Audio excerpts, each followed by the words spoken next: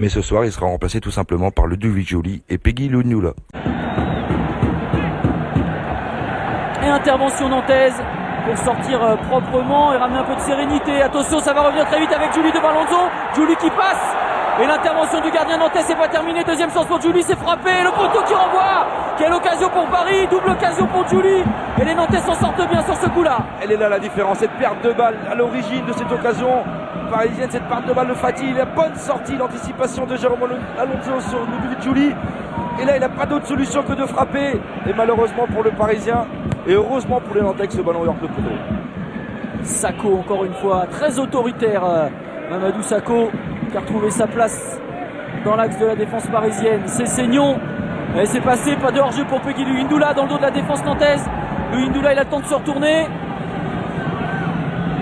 L'entrée dans la surface, le centre, ça revient dans les pieds de Giuly, l'ouverture du score pour Paris.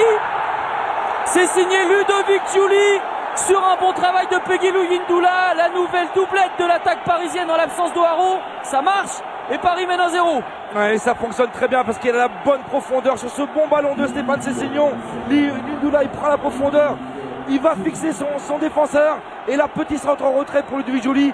Et c'est Jean-Jacques Pierre, un petit peu naïf dans cette surface de réparation, qui remet le ballon en jeu sur Ludovic Giuly, qui garde son sang-froid et puis met ce petit ballon côté opposé dans le filet, petit filet d'Alonso.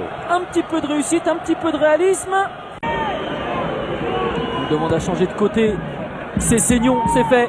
Montée de Sahara, c'est vu, c'est surtout Giuly qui va récupérer cette balle à l'entrée de la surface de réparation. Nouveau danger pour les Nantais, frappe de Giuly. Alonso repousse. Qui vont vite ces Parisiens dans cette partie.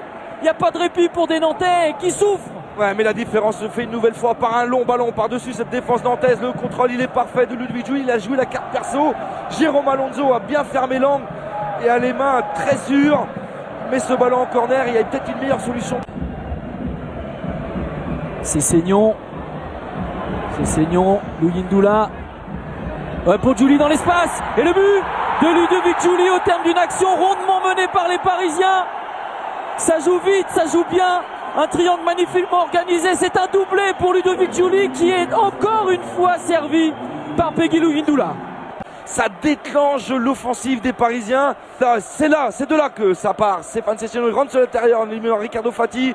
L'intelligence de Peggy Lugnoula aussi qui garde le contrôle de ce ballon. Cette petite passe millimétrée dans le dos de Yoann Poulard qui est un petit peu statique sur le coup.